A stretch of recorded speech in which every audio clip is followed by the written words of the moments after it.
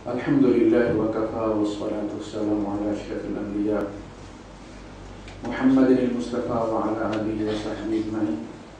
أما بعد، أعوذ بالله السميع العليم من الشيطان الرجيم. بسم الله الرحمن الرحيم.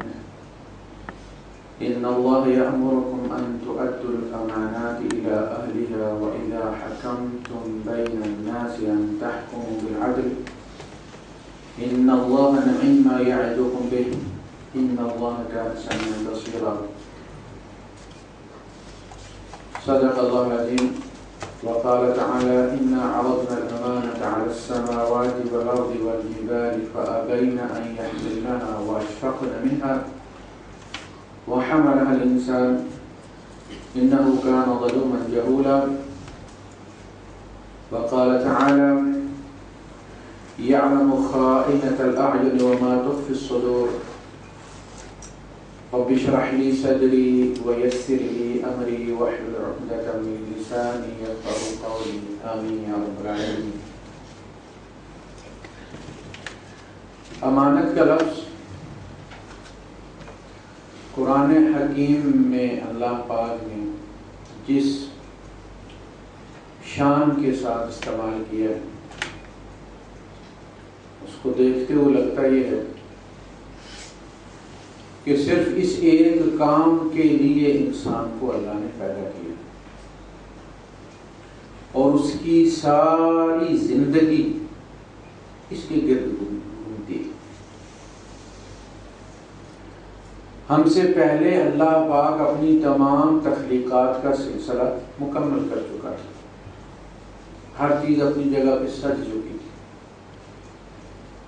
زمین ایک دہتے ہوئے انگارے سے ایک گلستان میں تبدیل ہو چکی تھی. اللہ پاک نے ایک صاحب ارادہ مخلوق پیدا کرنے کا فیصلہ کیا. وہ مخلوق جس کو یہ اختیار دیا جائے کہ وہ اپنے ارادے کو خیر یا شر، ایمان یا کفر، جس کے لیے چاہے استعمال کرے. یہ ارادہ وہ امانت تھی جس کو اٹھانے سے آسمانوں نے انکار کر دیا، زمین نے انکار کر دیا، پہاڑوں نے انکار کر دیا. یہی سب سے زیادہ بڑی بڑی چیزیں نا جو ہمیں نظر آتی ہیں. اللہ پاک ارشاد فرماتے ہیں فَأَبَيْنَ أَن يَحْمِلْنَهَا، انہوں نے انکار کر دیا اس امانت کو اٹھانے سے. اِنَّا عَرَضْنَا، ہم نے پیش کی. معرض کہتے ہیں نا آپ ایگزیبیشن کو، چیزیں لگی ہوتی ہیں، سجی ہوتی ہیں، جس نے لینی ہے وہ لے لے. اِنَّا عَرَضْنَا، ہم نے سجایا ارادے کو، ایگزیبیشن لگایا تمام مخلوق کے سامنے، اٹھائے کوئی اس ارادے کو مگر اس کی قیمت دینے کے لیے تیار ہو جائے، پھر محاسبے کے لیے تیار رہے. ہم امانت دے رہے ہیں لیکن پھر اپنے سامنے کھڑا کر کے بغیر ترجمان کے ہم سے پوچھیں. فَأَبَيْنَ أَن يَحْمِلْنَهَا، انہوں نے اسے اٹھانے سے انکار کر دیا، آسمانوں نے، زمین اور پہاڑوں نے. وَأَشْفَقْنَ مِنْهَا، اور وہ اس سے ڈر گئے کہ ارادہ جو ہے یہ تو بڑی خطرناک چیز ہے، یہ تو مس یوز ہو سکتا ہے. بندہ کنفیوز ہو جاتا ہے. کسی کو یہ کہتا ہے جو بھی کر لو بھائی، کیا لینا آپ نے، جو بھی لے آئیں. جب آپ پہ بات چھوڑی جاتی ہے تو کنفیوز ہو جاتے ہیں نا. یا تو کہ چائے بنا دیں جی، ٹھیک ہے ہوگی بات، بھائی جو بھی کر لیں. اب آپ پریشان ہو گئے یہ کیا ہے، جس نے تو گیند میری کورٹ میں پھینک دی. اللہ نے گیند انسان کی کورٹ میں پھینک دی ہے. من شاء فلیؤمن ومن شاء فلیکفر. باقی ساری مخلوق لگے بندے طریقے سے کام کر رہے، اس کی ہر چیز ایڈجسٹ کر دی گئی. وہ پری ڈسٹائنڈ ہے، ان کی قسمت پر مور مار دی گئی. طے کر دیا گیا بکری نے کیا کھانا ہے، شیر نے کیا کھانا ہے. انسان کا طے نہیں کیا گیا، اسے کہا گیا کہ یہ حلال ہے یہ حرام ہے. آپشن تمہارا ہے. کھانا چاہو تو حرام بھی کھا سکتے لیکن پھر محاسبے کے لیے تیار ہے. شیر کو آپشن نہیں دیا گیا کہ جب بھوکے مرنے لگے تو گھاس کھا لینا تو، یا بکری کو آپشن نہیں دیا کہ مرنے لگو تو پھر گوشت کھانا شروع کر دینا، ہم پابندی ہٹا دیں گے. ایسا نہیں. تو ہمیں ارادے کے ساتھ بھیجا. ارادہ وہ امانت ہے جس کو انسان نے اٹھایا اور پھر اس کی ساری زندگی ایک امانت، پوری زندگی بھی ایک امانت. جیسے پورا ملک بھی ایک کویت ہے، اس کا دارالخلافہ بھی کویت ہے، پارٹس بھی اس کی امانت ہی ہیں. اللہ پاک نے فرمایا یعلم خائنۃ الاعین، وہ جانتا ہے آنکھوں کی خیانت کو. تو پتہ چلا کہ آنکھیں بھی امانت ہیں. آپ دیکھ رہے ہیں اچانک آپ کا ارادہ اندر تبدیل ہو گیا، آنکھ کا رنگ نہیں بدلی ہوا، وہ ریڈ ہو گئی یا بلو ہو گئی، اور پتہ چلا کہ جناب وہ ریکارڈنگ شروع ہوتے تو ریڈ جلنا شروع ہو جائے. آپ گئے ایکسچینج میں پیسے بھیجنے پاکستان، خاتون بیٹھی ہے کاؤنٹر پہ، آپ کا کام ہے، مجبوری ہے، بیٹھی ہے وہ تو آپ اپنے کام کے لیے گئے، لیکن جب آپ نے اپنا کام شروع کیا اس کو پتہ نہیں چلا لیکن میٹر ڈاؤن ہو گئے. یعلم خائنۃ الاعین، خیانت شروع ہو گئی. تو پتہ چلا کہ ہاتھ کی بھی خیانت ہے. محاسبہ اسی چیز کا ہوگا نا. الذین هم لاماناتهم وعهدهم راعون، وہ جو اپنی امانتوں کی رعایت کرتے ہیں. بولنے کی، سننے کی، دیکھنے کی، سوچنے کی جتنی صلاحیتیں یہ ساری امانت ہیں. ہم نے تمہیں بولنا سکھایا کہ تم ساری زندگی ڈراموں میں ہی بولتے رہے. اچھا بھی استعمال ہو سکتا ہے. اچھی آواز ہی کبھی قرآن پڑھنا نصیب نہیں، وہ بس گانے ہی گاتے رہے. اس اچھی آواز کا بھی تو ہوگا نا انسان. تو اس طرح جب آپ دیکھیں گے تو اولاد بھی امانت. پوچھا جائے گا اس کے بارے میں، ہم نے تمہیں معصوم دیے تھے، یہ کیا بنا کے لائے ہو؟ اس لیے کہ بچہ 3-4 سال میں تیار ہو جاتا ہے. زمانہ پھر اس کو پالش کرتا ہے. سنار کے پاس بنا ہوا لے جانا زیور، تو بنا ہوا پہلے ہی ہے، بس وہ آپ کو چمکا دیتا ہے، پالش کر دیتا ہے. زمانہ پالش کرتا ہے اس کو. اولاد گھروں میں بنتی ہے. وہ جھوٹ فراڈ جو بھی آج آپ کو جس کے رونا روتے ہیں نا آپ کرپشن کا، وہ کہیں باہر سے امپورٹ نہیں ہوئی، گھروں سے باپ نے سکھائی ہے اپنی اولاد. یہ سلسلہ اس طرح چلتا ہے. اولاد بھی امانت ہے اور بھی اختیار بھی امانت. یہاں جو بات چل رہی ہے ان اللہ یامرکم ان تؤدوا الامانات الی اہلها، اللہ پاک تمہیں یہ حکم دیتا ہے.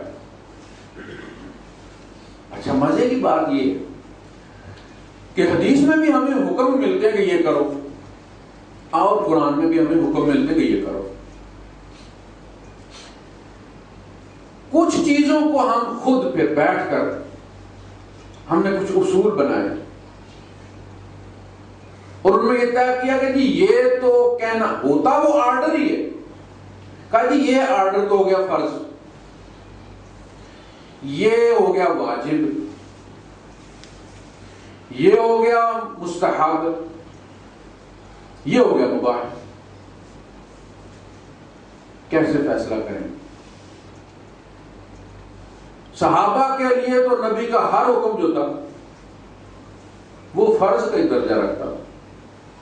ہم نے بھی اس کے ٹکڑے کیے، یہ موقدہ ہے، یہ غیر موقدہ ہے. تو اللہ نے یہ حکم، ان اللہ یامرکم، اللہ تمہیں حکم دیتا ہے ان کے تو ادو ادا کرو، دو حوالے کرو، الامانات الی اہلها، اہل بندے کے سپرد امانتیں کرو، چور کے سپرد مت کرو. اب دیکھو جو کام تم کروانے لگے ہو، جب آپ امانت بناتے تو اس کے لیے آپ ہر ایک ایکسپرٹ ہی ڈھونڈتے ہیں.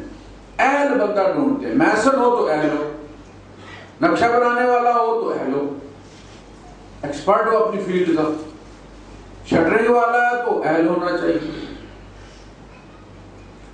تو یہ امانت جب آپ کسی کے سپرد کرنے لگیں تو یہ فیصلہ کر لیں آپ, اللہ آپ کو حکم دیتا ہے, یعنی آپ کی مرضی پہ نہیں چھوڑا, بلکہ اس نے حکم دیا ہے کہ بھائی آپ اس کو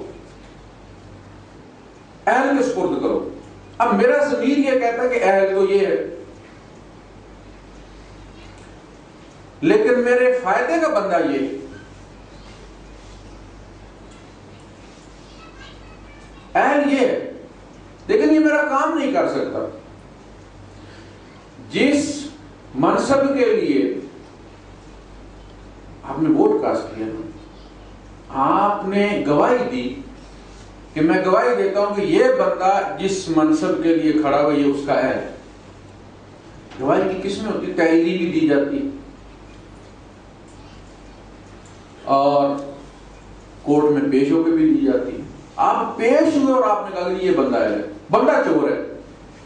اب وہ جو کچھ بھی کرے گا آپ یقین رکھیں کہ آپ کا حصہ آپ کو ملے.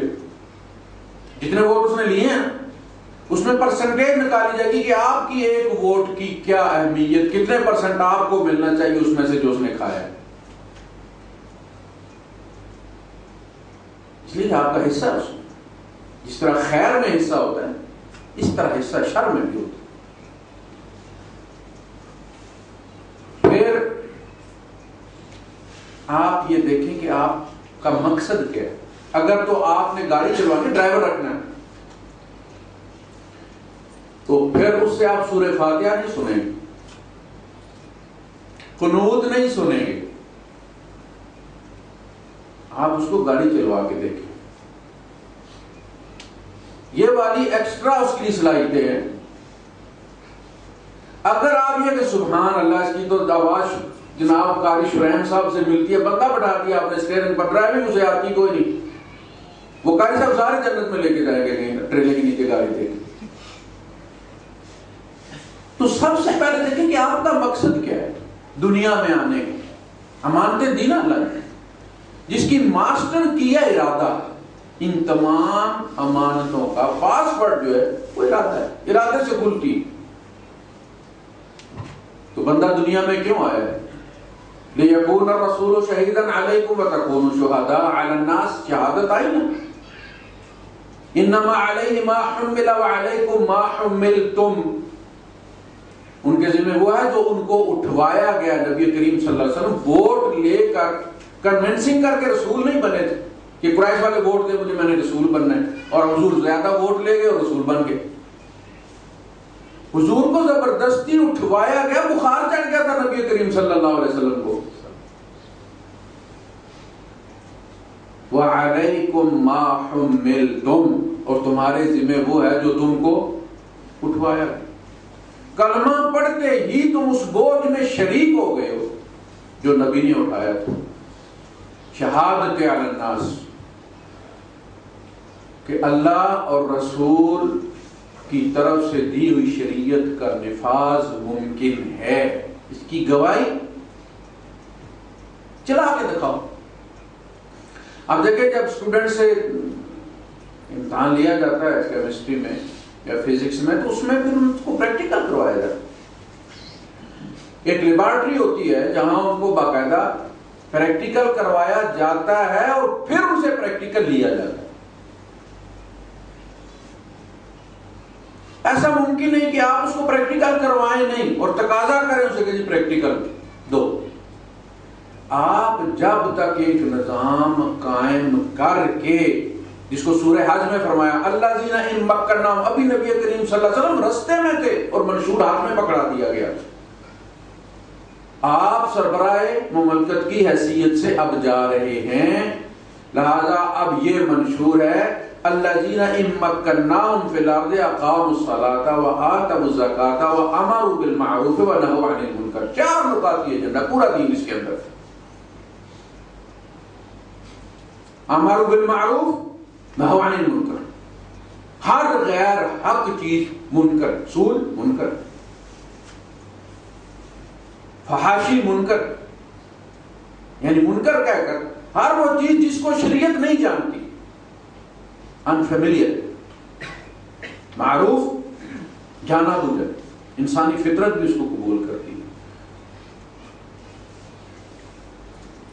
تو نبی کریم صلی اللہ علیہ وسلم کا ان آیات کو پڑھ دینا مشکل نہیں تھا، یہ تو تھیوری ہے نا، اس تھیوری پر مشتمل پریکٹیکل جو تھا وہ مشکل تھا۔ 23 سال اس میں لگے، پتھر اس میں کھائے گئے، جنگیں اس میں لڑی گئی، پیٹ پر پتھر اس میں بندھے، اور کر کے دکھایا، اور قیامت کے دن ہم سے یہی پوچھا گیا، نبی نے کر کے دکھایا تھا، تمہیں کیا ہو گیا؟ تم صرف تھیوری ہی پڑھتے ہیں سپاروں کے حساب سے گن گن۔ تو یہ ہے ما حمل، جو قانون بنوایا گیا نبی کریم صلی اللہ علیہ وسلم سے پہلے اس پر عمل کروایا، تاکہ امت کے پاس کوئی جواز باقی نہ۔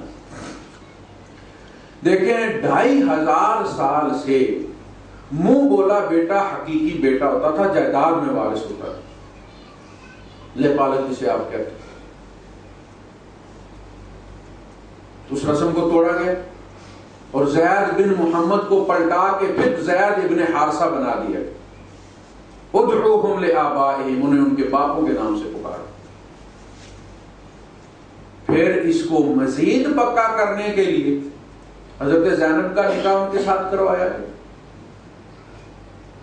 پھر اللہ نے گھر بسنے نہیں دیا، چونکہ اللہ پاک نے جو قانون بنایا تھا اس کی تکمیل کرنی، طلاق ہوئی۔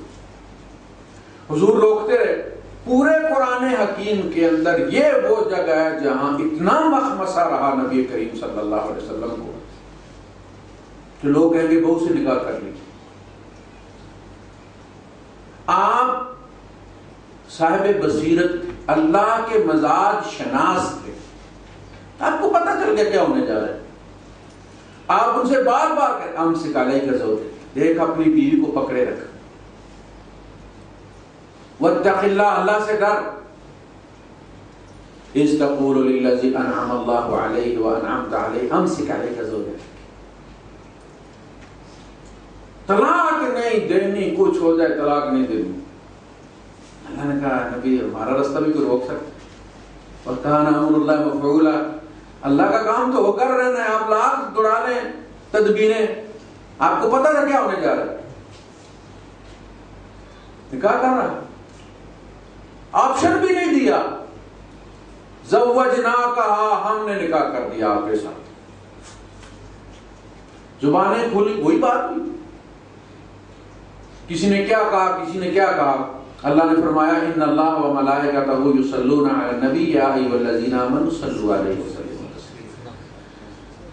تم ان افسانوں کو ڈسکس نہ کیا کرو جو منافق اڑاتے پھر رہے ہیں، تم جب بھی بولو تو اپنے نبی پر درود پڑھو، وہ ہستی ایسی ہے کہ اللہ اس کے فرشتے بھی اس پر درود پڑھتے ہیں، یہ واحد کام ہے جو اللہ کر کے ہمیں کہتا ہے کرو۔ تو امانت ہے، جب یہ سارے مراحل گزر گئے، آپ نے جب خون معاف کیا تو سب سے پہلے اپنے قتل معاف کیا۔ آپ نے فرمایا میں اپنے خاندان کے فلاں بندے کا، مقتول کا خون معاف کرتا ہوں، جاہلیت کے زمانے کے سارے خون میرے قدموں کے نیچے، معاف کر دو ایک دوسرے کو، ختم، یہ دشمنیاں آگے نہیں چلنی چاہیے۔ آج سے پہلے جتنا سود لیا گیا ہے سارا معاف، ختم، کوئی پیسہ، آپ سود واپس نہیں کرنا، اصل رقم دے دو۔ بہت بڑا نقصان تھا نا، وہ تو معاشرہ چل ہی سود پر رہا تھا، فائنینشل نقصان تھا نا لوگوں کا۔ فرمایا میں سب سے پہلے عباس کا سود معاف کرتا ہوں لوگوں، خاندان پہ لیے پہلی فائنینشل، اپنے گھر سے شروع کیا نقصان۔ تو جس دن ہم اپنی اصلاح کا سفر اپنے گھر سے شروع کریں گے تو انشاءاللہ سارا معاشرہ اچھا ہو جائے گا۔ ہم بس اس انتظار میں کہ ہمیں کچھ نہ کرنا پڑے، کوئی بندہ آئے وزیر اعظم ہاؤس میں جا کے وہ بٹن جو ہے نا وہ آف کر دے کرپشن والا، صبح اٹھے تو سارے ہم مومن بنے ہوں، ایسا کوئی بٹن نہیں، وہ بٹن آپ کے اپنے پاس، آپ کے اپنے دل میں۔ آپ نے سنا نا تقوی ہاں ہونا، 3 بار حضور نے فرمایا التقوی ہاں ہونا، وہ بٹن یہاں ہے۔ پرائم منسٹر ہاؤس میں نہیں. ہم کرپٹڈ، اوپر ملائی چڑھتی ہے. جیسا دودھ ہوتا ہے، دودھ زہریلا ہونا تو ملائی میں زہر زیادہ کنسنٹریٹ ہوتا ہے. ہم نیچے سے بکنا شروع کرتے ہیں، وہ اوپر والے زیادہ پیسے لے کے پھر بکتے ہیں. تو اپنا مقصد طے کریں، آپ کیا کرنا چاہتے ہیں. جب آپ مقصد طے کر لیں گے آپ کی منزل آسان ہو جائے گی. اب اس کے لیے آپ کو انتخاب کرنا ہے، امانت اس کے حوالے کرنی. یہ لو چابی میں کس کی؟ اقتدار کی. اب میرے بھی ہاتھ پہ تم جو کام کرو گے وہ کرو. ہمیں پتہ ہے کہ یہ بندہ وہ کام نہیں کر سکتا. ہم اپنے ساتھ بھی خیانت کرتے کہ میرے ایک گواہی سے کیا ہوتا، میرے ایک ووٹ سے کیا ہوتا. اگر بارش کا ہر قطرہ یہی سوچنا شروع کر دے کہ میرے زمین پر جانے سے کیا ہوگا تو زمین والے تو پیاسے ہی مر جائیں گے. ہم نے اپنے حصے کا کام کرنا ہے. ہم نے اپنی امانت کو ٹھیک، ہم نے گواہی دینی. آپ دیکھیں ابو بکر صدیق رضی، جب نبی کریم صلی اللہ علیہ وسلم کو جھٹلایا جا رہا تھا تو ابو بکر صدیق رضی نے گواہی دی تھی نا، ووٹ دیا تھا نا محمد رسول اللہ صلی اللہ علیہ وسلم کو کہ اللہ کے رسول ہے. اور حالات کیسے تھے؟ جو بھی مسلمان ہوتا تھا وہ ہر لحاظ سے محاصرے میں آ جاتا تھا، پٹ جاتا تھا. مالی لحاظ سے بھی، سماجی لحاظ سے بھی اس کا بائیکاٹ ہو جاتا تھا، نکو بن جاتا تھا لوگوں کو. پھر جب اللہ پاک نے اسلام کو غلبہ عطا فرمایا اور لوگ دین میں فوج در فوج داخل ہونا شروع ہوئے تو اللہ پاک نے ایک ایلیٹ کلاس الگ کر دی.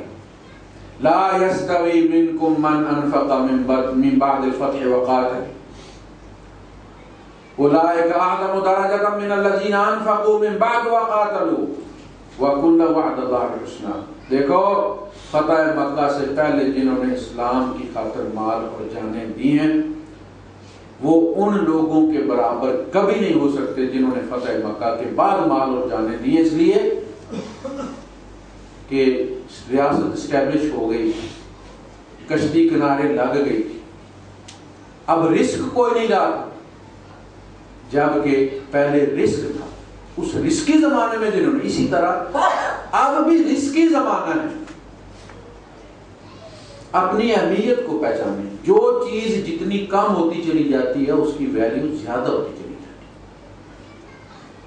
آج آپ کی چھوٹی سی نیکی کی اہمیت زیادہ ہے تو اللہ تمہیں یہ حکم دیتا ہے کہ امانت کو اہل لوگوں کے سپرد کرو.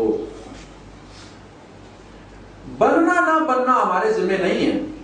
میں نے یہ گواہی صرف دینی ہے کہ یہ بندہ اس منصب کے لیے اہل ہے جس کا یہ دعویٰ کر رہا ہے. میرے سامنے 4 دعوے دار آ گئے ہیں ایک منصب کے. میرا ضمیر یہ کہتا ہے کہ اللہ رسول کی حدود کے مطابق یہ بندہ اس کام کے لیے مناسب. میں نے اس کا اعلان کرنا ہے. جیسے پہلے اللہ اور رسول پر بندے کا ایمان ہوتا ہے پھر اعلان کرتا ہے. اگر اندر ایمان نہ ہو باہر اعلان کر دے تو عبداللہ ابن ابی. اگر اندر ایمان ہو اور باہر نہ کرے تو ابو جہل. ابو جہل کو پتا تھا نبی کریم صلی اللہ علیہ وسلم کبھی جھوٹ نہیں بولتے. اندر ہو.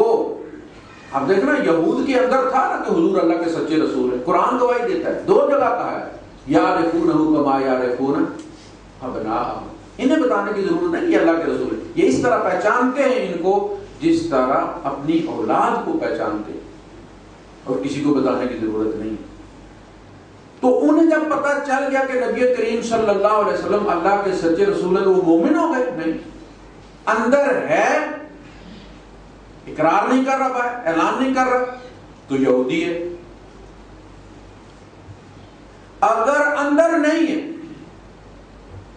باہر اعلان کر رہا ہے تو عبداللہ ابن ابی.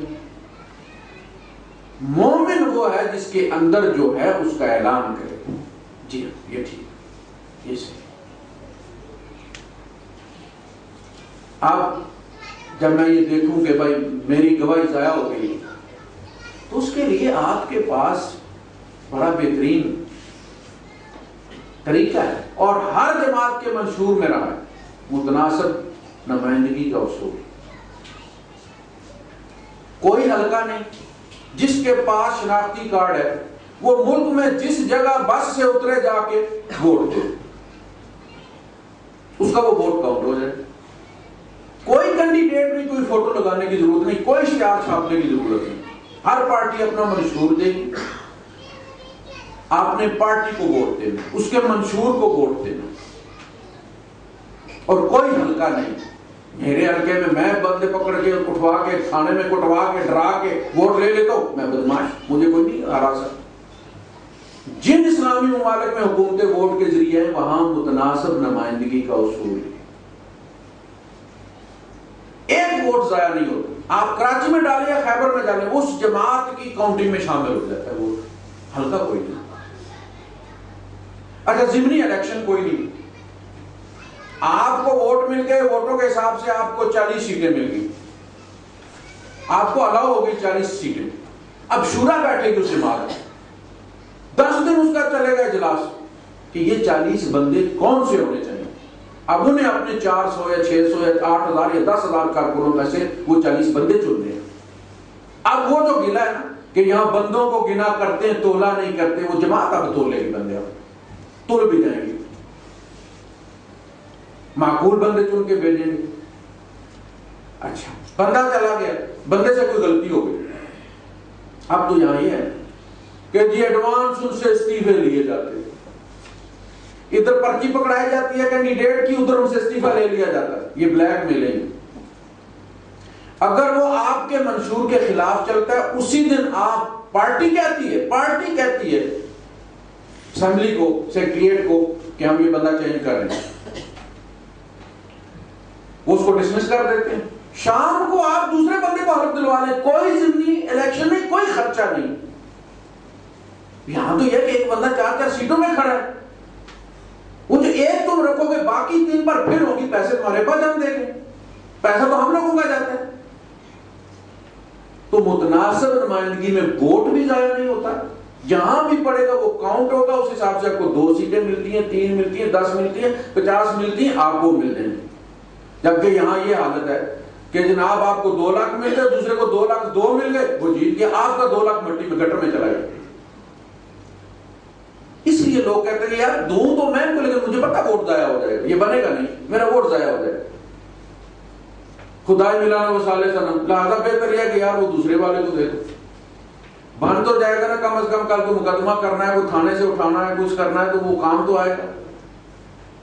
متناسب نمائندگی خلافت کا بہترین متبادل ہے اور سب پارٹیوں کے منشور میں شامل ہے. اور جب یہ ترمیمیں ہو رہی تھیں تو اگر دینی جماعتیں یک آواز ہو کر اس وقت یہ بھی ڈروا دیتی اس میں متناسب نمائندگی کی, تو مسئلہ ہی حل ہو جاتا, خلافت قائم ہو جاتی. آپ کو پتا ہے نا مذہبی ووٹ بینک سب سے زیادہ ہے ملک کے اندر. 2-4 مذہبی جماعتیں آ جاتی, ووٹ دیندار لوگوں کا کبھی ضائع نہ ہوتا. لیکن اس وقت سوئے ہم نہیں کروایا کام.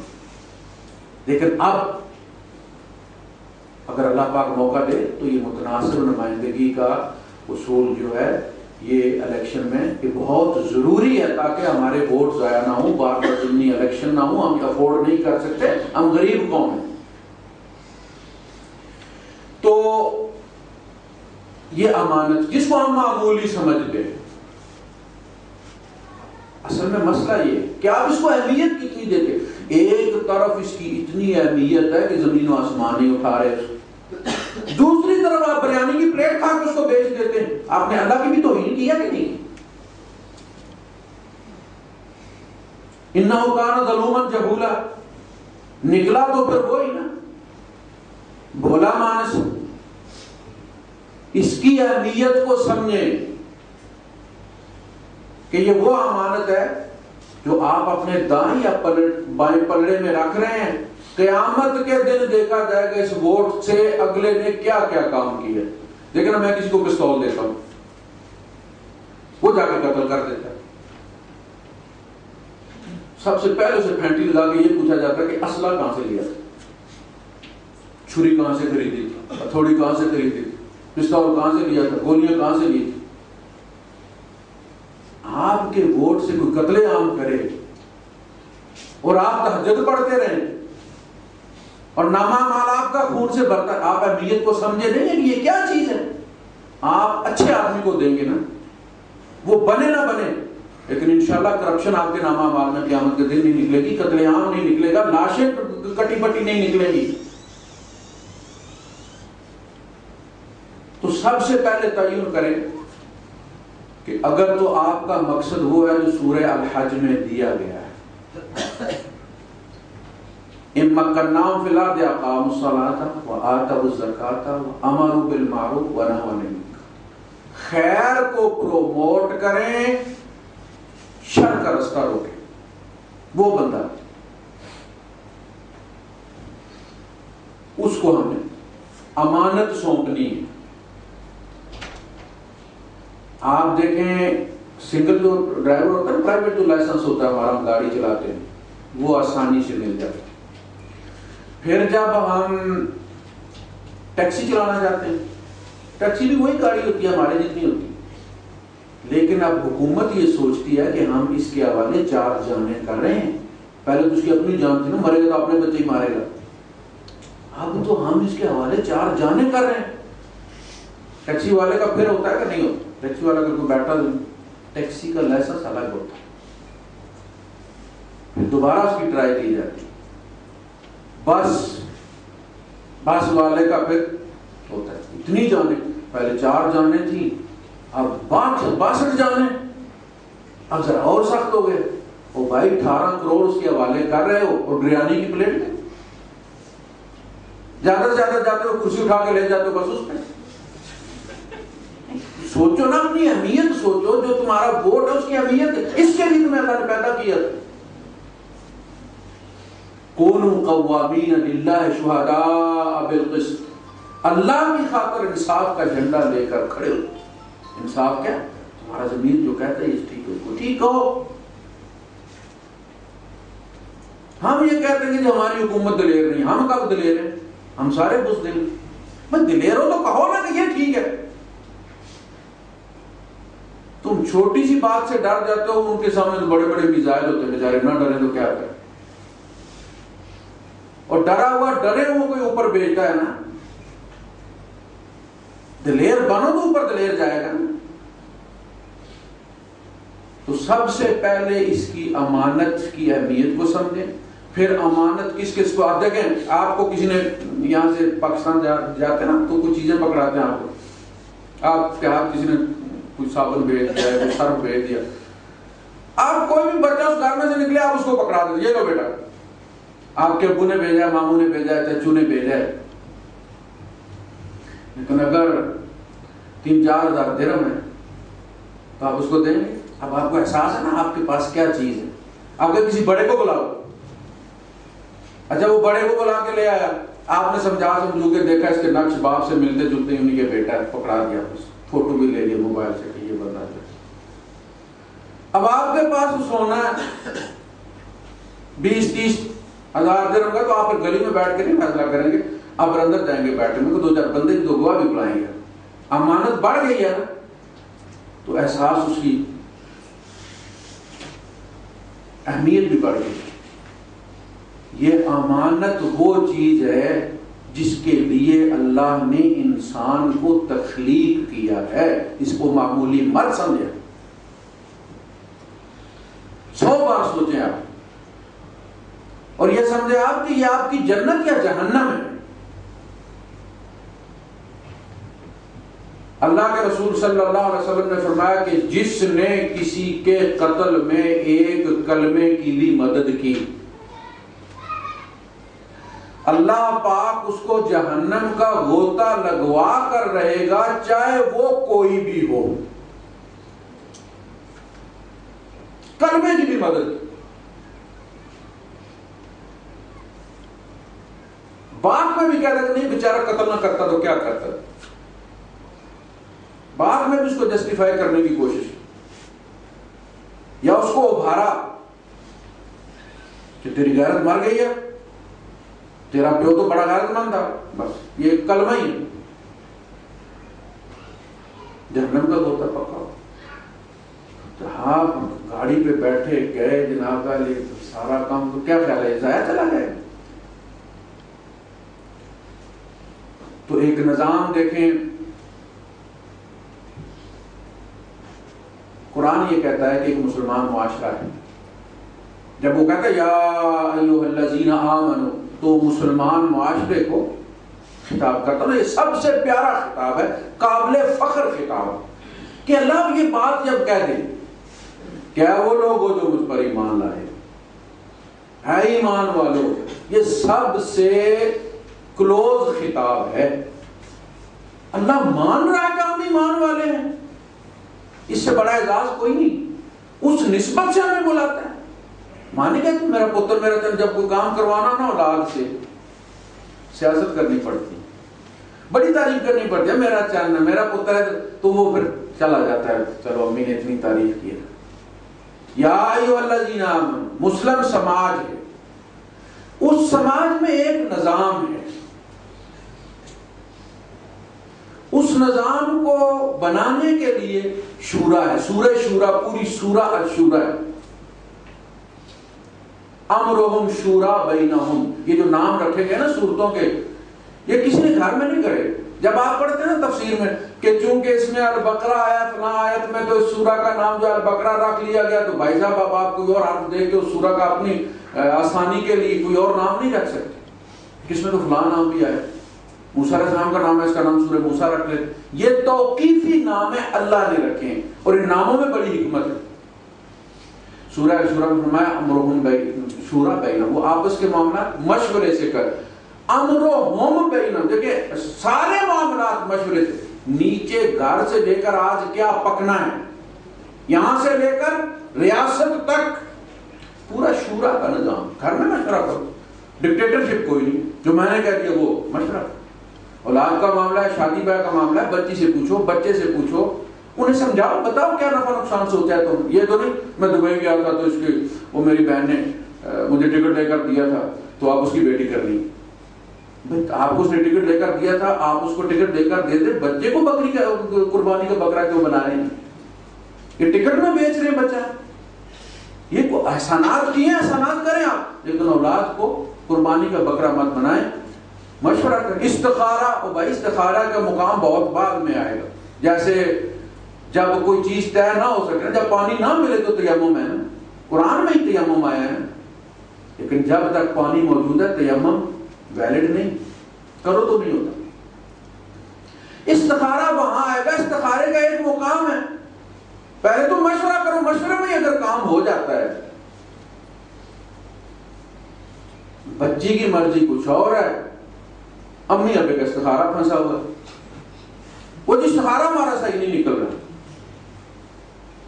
یعنی ہمارے مسائل کہاں سے بگڑتے ہیں؟ جب ہم نچلے سطح سے ڈکٹیٹرشپ شروع کرتے ہیں، اولاد سے کچھ ان کی ماننے، یہ تسلیم کریں کہ اولاد کی آئی کیو زیادہ ہے، وہ جو سوچتے ہیں وہ ہم نہیں سوچتے، ہماری سوچیں بھی بڑی پرانی ہے، ہمارا ونڈوز 98 ہے، وہ ونڈوز 7 کے زمانے کے ہیں، وہ پروگرام نہیں چلتے ان کے یہاں۔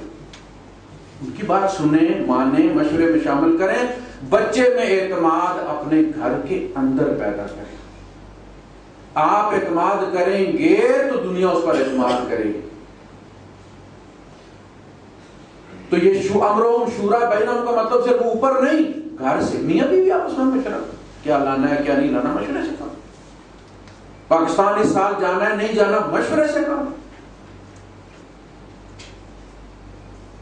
پھر یہ مشورہ محلے میں ہوتا ہے، امام صاحب چننے، مشورہ یہ مسجد کا امام چننا، اور اس میں صلاحیتیں دیکھی جاتی۔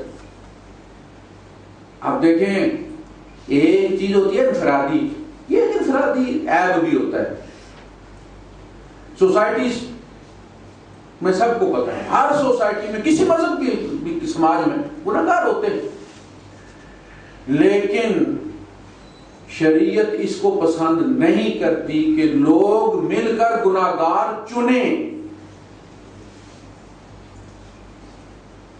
جو بندے کلین شیو، ان کی نماز بھی ہوتی ہے، روزہ بھی ہوتا ہے، زکوٰۃ بھی ہوتی ہے، کوئی مسئلہ نہیں. لیکن جب امام چننا ہے اور پورا محلہ کلین شیو کو امام چن رہے تو اس پورے محلے نے بغاوت کی اللہ اور رسول کے خلاف. ایک بندہ استعفیٰ دے دے کوئی بات نہیں، لیکن 200 بندہ اگر بیٹھ جائے یہاں پر ہڑتال کر کے تو بغاوت ہو گئی نا. جب اتفاق کر لیں، امام ابو حنیفہ رحمۃ اللہ علیہ کا فتویٰ ہے کہ جس بستی کے سارے لوگ ختنہ نہ کرانے پر اتفاق کر لیں اس بستی کے خلاف قتال ہوگا، کہ انہوں نے اجماع کر لیا سنت کے ترک پر. یہ بغاوت ہے محمد رسول اللہ صلی اللہ علیہ وسلم.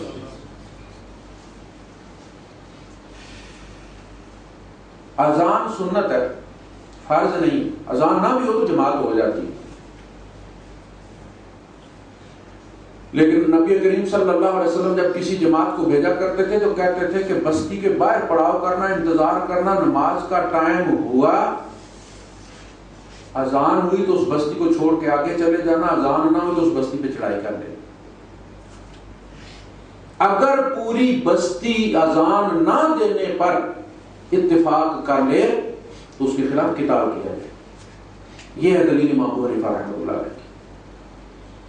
انفرادی طور پہ بندہ ختنہ نہ بھی کرائے تو مسلمان ہونے کے لیے ضروری نہیں ہے، سنت ہے. اگر بندہ بالغ ہو گیا جیسے دوسرے مذاہب سے بندے ہوتے ہیں، سکھوں سے، ہندوؤں سے مسلمان ہوتے ہیں، تو سطر جو ہے، سطر فرض ہے، شرمگاہ چھپانا فرض ہے، ختنہ سنت ہے. تو فرض کو سنت پر قربان نہیں کیا جائے. امام اٹھ گیا تو کہا قیام فرض ہے، اگر پورا نہیں اٹھا تو بیٹھ جائے غلطی سے، لیکن اگر کھڑا ہو گیا تو آپ پلٹ کر واپس نہیں آئے. دوسری رکعت کے بعد بیٹھا نہیں نا، اٹھ گیا تو کہا کہ قیام فرض ہے، اور یہ جو درمیان والا قاعدہ ہے یہ واجب ہے. تو فرض سے واجب کی طرف رجوع نہیں کرے، اس لیے کہ مومن کو ترقی کی طرف دعوت دی. لیکن ہم لوگ کروا دیتے ہیں ان کا تاکہ سند رہے. ظاہر اپنے معاشرے میں پلٹ کے جائیں گے اگر تو پھر اعتبار کو نہیں نا، کہیں پریشر میں نہ آ جائے تو پھر ہم ایسا کر دیتے ہیں تاکہ واپسی کے راستے بند ہو جائیں. وہ مڑنا بھی چاہیں تو کوئی نہ مڑنا ہے. لیکن مسئلہ وہی ہے، آپ جب ہمارے اندر ڈھیر سارے عیب ہیں، لیکن جب آپ ایک عیبدار کو پورا گاؤں یا پورا ضلع یا پورا حلقہ ایک قاتل کو چنتا ہے تو اس کے قتل میں شریک ہوتا ہے، اس کی کرپشن میں وہ شریک ہوتا ہے، اس کی زنا و بدکاری میں وہ شریک ہوتا ہے. یہ معمولی چیز ہے. آپ اس میں جب بس آپ ڈھول بجاتے گئے کیری ڈبے میں جھنڈے اٹھا کے اور ووٹ دے کے واپس آ گئے، یہ معمولی چیز ہو گئی ہے. آپ اپنا سب کچھ گروی رکھ کے آ گئے. اب شراب وہ پیے گا، نامہ مال میں آپ کے جائے گا شیئر، قیامت کے دن دیکھ لیجیے. یہ ہے امانت. آپ کی جنت جہنم اس کے ساتھ جڑی ہوئی. اچھا، اسی آیت کی اگلی آیت متصل کی، کیوں اللہ پاک نے کہا کہ اے لوگوں کے سپرد امانت کو کرو؟ اس لیے کہ کل تم نے پھر ان کو گالیاں دینی. جس کو تم چن رہے ہو نا اس کو تم اللہ اور رسول کا نائب چن رہے ہو. اب تمہیں شرم نہیں آتی کہ ایک زانی کو تم اللہ کا نائب بنا رہے ہو اپنے ووٹ سے؟ اگلی آیت میں کیا فرمایا؟ یا ایھا الذین آمنوا اطیعوا اللہ واطیعوا الرسول واولی الامر منکم. اب جو چنا ہے اب اس کی اطاعت کرو. اگر ہمیں پتا ہو نا کہ ہم نے اس کی اطاعت کرنی ہے اللہ اور رسول کی طرح تو پھر ہم کو بندے کا پتر چنے. ہمیں پتا ہم نے کل گالیاں دینی ہو، اس کی پہلی تقریر ختم نہیں ہوتی ابھی، حلف لے کے جو نے تقریر کرنی ہوتی ہے شام کو وہ پوری نہیں ہوتی، آدھی تقریر میں ہم گالیاں شروع کر دیتے. اور یہ قیامت کی نشانی. بدترین حکمران ہو گئے، تم ان پر لعنت کرو گے، تمہارے اوپر لعنت کریں. اطیعوا اللہ واطیعوا الرسول واولی الامر منکم. اب صاحب امر کی اطاعت کرو جب تک اس کا حکم اللہ اور رسول کے حکم کے خلاف نہ ہو. تم پر اس کی اطاعت اسی طرح واجب ہے جس طرح اللہ اور رسول کی. آپ کو سمجھ لگی کہ آپ نے اوپر کیا بھیجا ہوا اور کیا بھیجنا ہے؟ معمولی چیز. رب کا نائب چن رہے ہیں. وہ اس کرسی پہ آگے بیٹھنے والا جہاں ابو بکر صدیق بیٹھے تھے، اور میرے ووٹ سے۔ ضمیر نام کی چیز بھی اللہ پاک نے انسان کے اندر رکھی، اور اسی ضمیر کے سامنے جواب دے ہے انسان۔ مفادات ٹکراتے رہتے ہیں، امتحان ہی ایمان کا اصول۔ دیکھیں نا، فائر الارم کیوں لگایا جاتا ہے بلڈنگوں کے اندر کہ جب آگ لگے تو یہ بجے؟ جو امتحان ہے نا ایمان کا، وہ اس قسم کے موقع پر جب آپ کے مفادات خطرے پر لگ جائیں اور دوسری طرف اللہ رسول کا حکم ہو اور آپ تمام مفادات کو ٹھوکر مار دیں اور آپ سمجھ لیں کہ نفع اور نقصان کا مالک اللہ ہے۔ یہ سارے سامری کے وہ سانپ ہیں، یہ جادوگروں کے، یہ جو ڈراوے ہیں نا، الشیطان یعدکم، شیطان بھی تم سے کو تمہیں ڈراوے دیتا ہے، یہ ہو جائے گا، یہ کچھ بھی نہیں ہوگا۔ اللہ تمہیں حکم دیتا ہے امانتیں اہل لوگوں کے سپرد کرو، اور جب لوگوں کے درمیان فیصلہ کرو تو عدل سے کرو۔ فیصلہ کرنا نا آپ نے 4-5 آدمیوں کے درمیان، تو عدل کیسے کریں گے آپ؟ جو اللہ کا مطیع ہے، اس کے رسول کا مطیع ہے، وہ ہمارے ساتھ آنکھوں پر۔ ان اللہ نعم ما یعظکم بہ، دیکھو اللہ تمہیں جس بات کی بھی نصیحت کرتا ہے وہ بڑی اچھی ہوتی ہے۔ کتنا پیارا انداز ہے، یعنی کہ اللہ تمہارے مفادات کا دشمن نہیں ہے، تم قریب دیکھتے ہو، وہ دور دیکھتا ہے، وہ سننے والا ہے، دیکھنے والا ہے۔ ان اللہ نعم ما یعظکم بہ، اللہ جو بھی تمہیں واعظ کرتا ہے، جو بھی نصیحت کرتا ہے، وہ کیا ہے؟ نعم، وہ انعام ہے رب، چن کے ساری مخلوق میں اس نے تمہیں چنا ہے۔ هو اجتباکم وما جعل علیکم فی الدین من حرج، اس نے تمہیں چنا ہے، وہ تمہیں نصیحت کرتا ہے۔ دین دیا تو بہترین دیا، رسول دیا تو بہترین دیا، کتاب دیا تو بہترین دیا، اب نصیحت دیا تو بہترین دیا۔ جب بھی فیصلہ کرو، گھر سے لے کر اوپر تک عدل کے ساتھ کرو، امانت دار کے، کہ جو اس کو اٹھا سکتا ہے اس کا بوجھ۔ آپ دیکھ لیں عمر بن خطاب رضی اللہ تعالیٰ کہ جب آپ کو کہا گیا کہ آپ پہلے تو کہا گیا کہ آپ اپنے بیٹے کو بنا لیں، تو آپ نے کہا کہ اگر میں بنا دوں تو بھی کوئی مسئلہ نہیں ہے، مجھ سے بہتر شخص نے نامینیٹ کیا تھا، یعنی ابو بکر صدیق رضی اللہ تعالیٰ نے نامینیٹ کیا تھا عمر فاروق رضی اللہ تعالیٰ نے۔ تو آپ نے فرمایا کہ اگر میں بیٹا بنا دوں اپنا آگے تو اس میں بھی کوئی حرج نہیں، ابو بکر کی سنت موجود ہے، اور اگر میں نہ بناؤں تو اس سے بھی اچھے کی سنت موجود ہے، یعنی نبی کریم صلی اللہ علیہ وسلم نے کسی کو نامینیٹ نہیں کیا۔ تو پتہ چلا کہ اسلام کے اندر کوئی خاص طریقہ نہیں ہے مشورے کا، مشورہ ہونا چاہیے، لیکن اس کو اللہ نے بھی اور رسول نے بھی تمدن پر چھوڑ دیا ہے۔ جو جو زمانہ ترقی کرے گا مشورے کے طریقے ہاتھ سے چلے جائیں، دیانت سے کرو گے، ہر جو ہے وہ نظام تمہیں سپورٹ کرے گا۔ پھر عمر فاروق رضی اللہ جب 6 آدمیوں کی کمیٹی بنائی تو لگا اس میں عبداللہ کو شامل کر دو۔ آپ نے فرمایا عبداللہ کو طلاق دینا نہیں آتا، میں اس کو خلیفہ والی سیٹ پہ بٹھا دوں۔ دیکھا اپنے بیٹے تھے تو طلاق میں ان سے جلد بازی ہو گئی، باپ نے معاف نہیں کیا، نبی کریم صلی اللہ علیہ وسلم نے معاف کر دیا، لیکن باپ نے دل میں بات رکھی ہے کہ میں کیا جواب دوں گا اللہ کو قیامت کے دن کہ تمہارے بیٹے کو طلاق دینا نہیں آیا تھا، تو اب مسلمانوں کے معاملات اس کو سونپ کے آ گیا، اور اب ہمارے حالات کیا ہے۔ تو ان حالات میں یہ بہت آپ پر اور جو آپ کے ساتھ آپ کے زیر اثر لوگ ہیں، میں نام نہیں لیتا، آپ بھی نام نہ لیں، لیکن ضمیر نام کی ایک چیز ہے، ایمان نام کی ایک چیز ہے، اس کے لیے آپ کہیں کہ اس بندے کو دینا ہے، یاد رکھو وہ جو کرے گا اس کا حصہ تمہارے نامہ اعمال میں پہنچ جائے گا، لہذا کوشش یہ کرو کہ ایسا کرو جو اللہ رسول کی ماننے والا جاننے والا ہو، تاکہ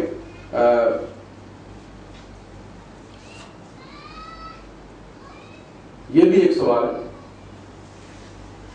کہ اگر آپ کے حلقے میں کوئی صالح بندہ نہیں ہے تو کیا کریں؟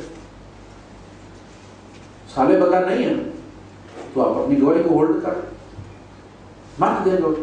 جب آپ کے سامنے دیکھیں 4 گدھے کھڑے اور آپ سے کہا جائے کہ جی آپ نے گھوڑا چننا ہے، تو آپ کہیں گے گھوڑا تو یہاں کو نہیں، یہ سجے پاسے والا گھوڑا ہی ہے. انتخاب کرنا ہے نا. جب اچھا ہے ہی کوئی نہیں تو آپ کے کوئی بھی اچھا نہیں. اسی لیے آپ کو پتا الیکشن کمیشن نے آپ ایک خانہ اور بھی رکھا اس میں کہ میں کسی کو بھی نہیں ووٹ دیتا. کہا ووٹ دینے نکلو، ان کینڈیڈیٹ میں سے کسی کو مت دو. نیچے خالی لکھا ہوا ہے کہ ان میں سے میں کسی کو ووٹ نہیں دیتا، تاکہ جب وہ ووٹ ضائع ہوگا نا تو پھر ان کو پارٹی کو پتا چلے گا کہ بندے کا پتر کھڑا نہ کرو تو یہ نقصان ہوتا ہے. ہمارا 15,000 ووٹ اس حلقے میں ضائع ہوا ہے، لوگوں نے نیچے لکھا ہم ان کو ووٹ نہیں دیتے. اگلی بار دیکھ رہا وہ بندے کا بچہ کھڑا کریں گے. یعنی ووٹ دینے نکلو، لیکن وہ جو نیچے کھانا اب ایڈ کیا نا آگے انہوں نے کہ جس میں باقاعدہ لکھا گیا کہ میں ان میں سے کسی کو نہیں دیتا، وہ نو والے پہ آپ کر دیں ٹک، تاکہ پتا چلے کہ بندے نکلے تھے اور یہ آپ کا جانا یہ ضائع نہیں جائے گا، اس کا اجر ملے گا آپ کو. تو جب وہ ووٹ ضائع ہوں گے نا تو آئندہ میں پتا چلے گا کہ بندہ جو ہے وہ اگر ہم مناسب نہ چنے تو ووٹ ضائع بھی ہو جاتے ہیں. تو پھر اگلی بار وہ اس مارجن کو سامنے رکھ کے جو ضائع ہوا ہے وہ بندے کا بچہ کھڑا کرے. یہ ہے اس کا علاج. ٹھیک ہے جی. آخر دعوانا